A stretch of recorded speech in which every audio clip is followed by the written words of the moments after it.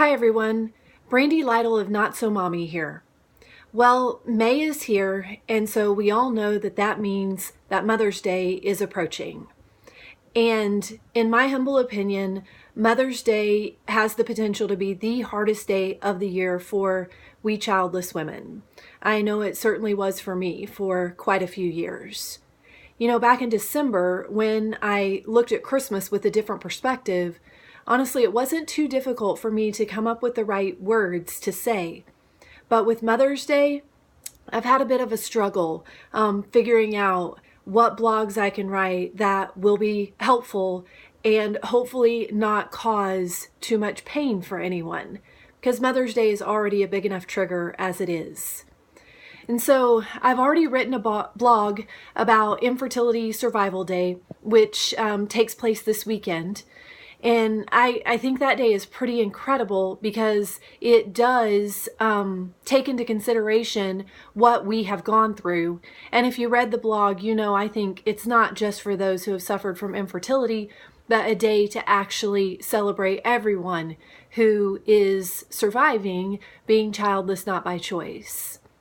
I do want to look at Mother's Day with a different perspective. For you all, you know that I say I'm redefining momhood. And so there's the first ever Dog Moms Day, and I'll be writing a blog about it, as well as sharing my event from the summit about being a host mom. But I know not everyone finds comfort in redefining momhood. For some, the comfort and the acceptance comes with just letting go of the fact that you won't be a mom. And so I'm going to share Karen's story, and I think that you will find it very inspiring. It's coming up next week. And then the Friday before Mother's Day on May 11th, which actually is the anniversary of my daddy going to heaven. And so I always have that combined with Mother's Day, so lots of emotions. I'm actually going to share two different blogs.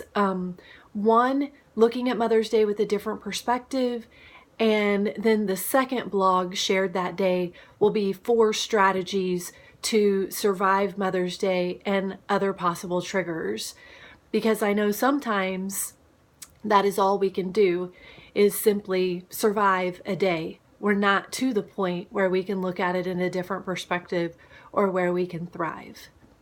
And just one last thing that I want to mention is I've noticed a lot of conversations around church and women who are struggling with trying to decide whether or not they should attend church on Mother's Day, because it has caused them pain in the past, and yet they want to make sure that they're honoring God and going to church. Well, my humble opinion is that you do not have to be in church to commune with God. That's not a requirement. And honestly, I think that if you're going to be in church on Mother's Day and everything is going to be triggering you and what you're focused on is the human beings around you, then that's not the right place for you to be. Maybe it would be better that day for you to grab your Bible and to go spend some quiet time and some alone time praying to God and feeling His peace and allowing Him to comfort you on what can be a very difficult day. So please don't feel guilty if you just can't sit through church that day. It is okay. It really is okay. So I hope that you will find some comfort in the blogs, whether it is looking at Mother's Day with a different perspective or just letting go completely of that dream of being a mother, or just trying to survive and finding some strategies so that you can survive this day. I am here if you ever need someone to talk to. My contact information is on my website, notsomommy.com. You can private message me on Facebook or on Instagram. Please reach out to someone if you need some help and some just some virtual hugs. So we can do this. It's turning into springtime. It's getting to be beautiful outside, and together we will be able to get through Mother's Day and then start looking towards the summer. Thanks, fabulous ones. Don't you ever forget how fabulous you are.